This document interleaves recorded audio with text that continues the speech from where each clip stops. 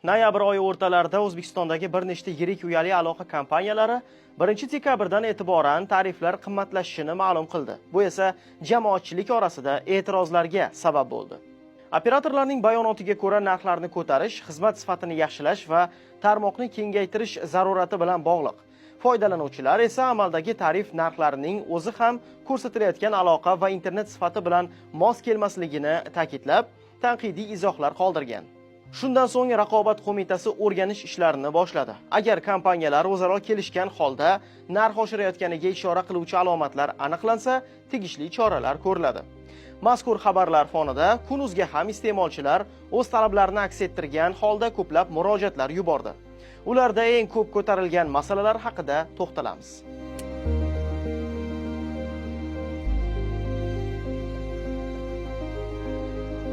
Ayni paytda eng ommabop kompaniyalardan biri UzMobile'da mavjud tarifingizni o'zgartirmoqchi bo'lsangiz, eng arzon taklif 55 ming so'mdan boshlanadi. Ucell'da ham xuddi shunday 55 ming so'm. Bu ma'lumotlarni Kun.uz muxbiri suhbatlashgan kompaniyalarning operatorlari ma'lum qildi. Beeline'da bu miqdor 60 ming so'mni tashkil etadi. To'g'ri, yuqoridagi kompaniyalarning ayrimlarida arzonroq variantlar ham yo'q emas. Lekin buning uchun siz imtiyozli toifadagi fuqaro bo'lishingiz yoki yangi SIM karta xarid qilishingiz kerak. Murojaatchilar esa xohlagan paytda ulanish imkoni bo'ladigan 15-20 ming so'mlik bazaviy tarif rejalar bo'lishi zarurligini aytmoqda. Men 6 yildan beri UzMobile SIM kartasini ishlataman. Ayni paytdagi tarif rejam Mobile Mini. Oyiga 45 ming so'm to'layman. Shu bilan birga Uztelecomning Wi-Fi xizmatini ham uyimga ulaganman. Majburman, chunki mobil internet sifati juda yomon. Wi-Fi uchun oyiga 150 ming so'm to'layman. Bir muddat oldin narxlar oshdi. Oldin 132 ming so'm edi. Ishxonada ham Wi-Fi bor, shu sabab mobil internet trafik deyarli sarflanmaydi. Tarif reja orqali menga taqdim etilgan umumiy limitlarning 10% dan ham foydalanmayman. Imkon bo'lganda 10-15 ming so'mlik arzonroq tarifga o'tgan bo'lardim, deydi murojaatchi.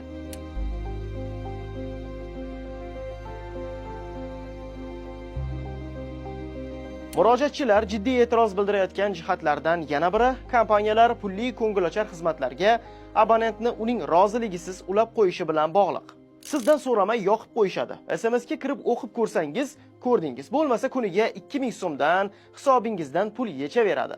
Qip-qizil o'g'rilik deya post qoldirgan iste'molchilardan biri o'zining ijtimoiy tarmoqdagi sahifasida. Boshqa bir mijoz ham xuddi shunday xizmatlar bir necha bor o'chirtirishiga qaramay, yana yonib qolaverganidan norozi bo'lgan. Kun.uz bilan bog'langan yana bir vatandosh mobil internetdan foydalanayotgan paytida ekranda spam, reklama bannerlari paydo bo'lishi, ularni o'chirish uchun X tugmasini bosgan paytida esa SIM kartasiga SMS kelayotgani haqida yozgan.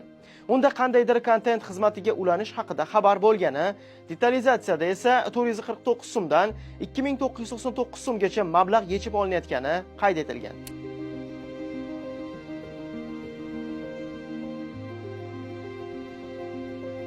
Oxirgi paytlarda mobil aloqa kompaniyalari megabayt, SMS va daqiqalarni oshirayotgani vaji bilan narxlarni qimmatlatishga o'tib oldi. Iste'molchilarning bir qismi buni foydalanilmaydigan xizmatga majburlash sifatida baholayapti. Oyiga 10 ta ham SMS yozmaydigan, jami 3 soatdan ko'p gaplashmaydigan, taqdim etilgan internet trafikining yarmini ham ishlatmaydigan qatlam bunday harakatlardan tabiiyki norozi.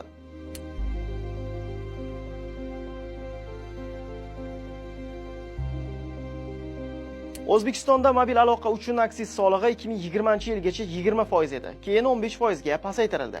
2022-yildan boshlab soliq stavkasi 15% dan 10% ga tushirildi. 2025-yilning 1-yanvardan boshlab esa aksiz solig'i butunlay bekor qilindi. Natijada 2025-yilning dastlabki 9 oyida o'tgan yilning mos davriga nisbatan Uztelecom 20%, Unitel 49%, Coscom 30%, UMS qariyb 45% kamroq soliq to'ladi. Ya'ni operatorlarga sezilarli yengillik taqdim etildi. Shundan kelib chiqilsa, imtiyozlar mahsulot yoki xizmat narxlari barqarorlashishiga yoki narx pasayishiga olib kelishi kerak. Amalda bu qoida O'zbekistondagi mobil aloqachilar bilan